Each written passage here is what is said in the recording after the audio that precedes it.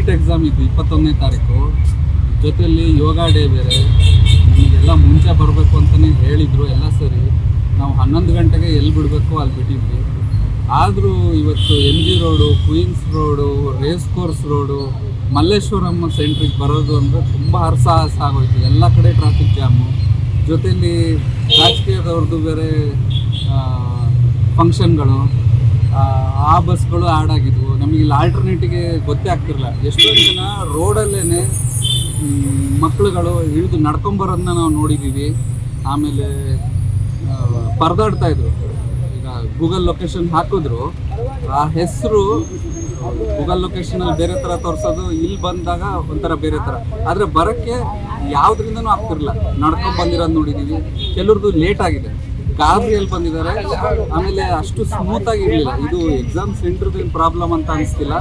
Basically ಟ್ರಾಫಿಕ್ದಂತೂ ತುಂಬ ಹೊಲಸಾಗಿತ್ತು ಇವತ್ತು. ಅದರಿಂದ ತುಂಬ ಸಮಸ್ಯೆ ಆಯಿತು. ಮಕ್ಕಳಂತೂ ಆತಂಕದಲ್ಲೇ ಹೋದರು. ಇನ್ನೂ ಎಕ್ಸಾಮ್ ಸೆಂಟ್ರಲ್ಲಿ ಒಂದು 50-60 ಜನ ಇನ್ನೂ ಬಂದಿಲ್ಲ ಅಂತಾರೆ. ಆದರೆ ಎಕ್ಸಾಮ್ ಸ್ಟಾರ್ಟ್ ಆಗಿದೆ.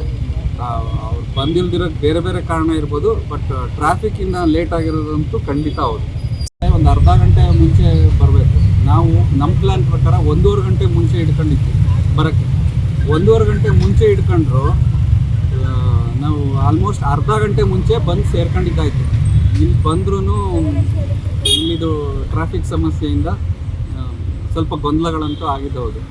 ಅಲ್ಲ, ಈಗ ನಿಮ್ಮ ಹುಡುಗ ಇಲ್ಲಿಗೆ ಎಷ್ಟು ಗಂಟೆಗೆ ಬಂದ್ರಿ ನೀವು? ಲೇಟ್ ಆಯಿತಾ? ಆನ್ ಟೈಮಿಗೆ ಹೋದ್ರಾ?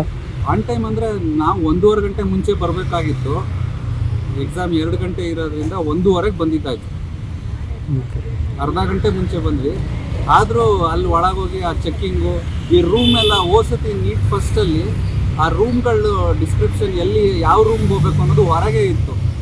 ಆದರೆ ಈಗ ಅದು ಗೇಟ್ ಹತ್ರ ಎಲ್ಲೂ ಕಾಣಿಸ್ತಾ ಇಲ್ಲ. ಮತ್ತು ಒಳಗೆ ಹೋಗಿ ಹುಡುಗರುಗಳು ಅವರವರೇ ಹುಡ್ಕೋಬೇಕು. ಆದರೆ ಪೊಲೀಸ್ ವ್ಯವಸ್ಥೆ ಎಲ್ಲ ಇಲ್ಲಿ ಚೆನ್ನಾಗಿದೆ, ಬಟ್ ಅದು ಟ್ರಾಫಿಕಲ್ಲಿ ಆಗಿದ್ರೆ ಚೆನ್ನಾಗಿತ್ತು ಅಂತ ನಾನು ಹೇಳ್ತಿರೋದು. ಎಕ್ಸಾಮ್ ಸೆಂಟ್ರ್ಗಳು ಇದುವರೆಗೂ ಏನು ಸಮಸ್ಯೆ ಆಗಿಲ್ಲ, ಬಟ್ ಟ್ರಾಫಿಕ್ ಅಂತೂ ತುಂಬಾ ಸಮಸ್ಯೆ ಆಯ್ತು.